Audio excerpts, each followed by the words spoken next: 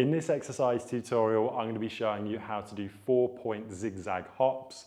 So what we're going to need is potentially a prop if you want something to aim for, but otherwise you can do this without any equipment whatsoever.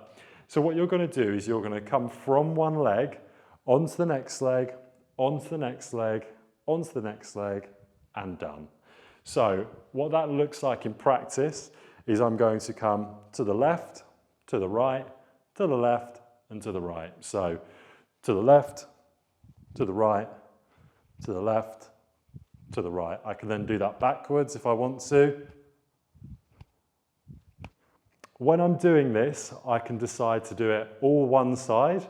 Then I can create the space on the other side and I can go to the right, to the left, to the right, to the left, back to the right, to the left, to the right, to the left, and then back to my central position.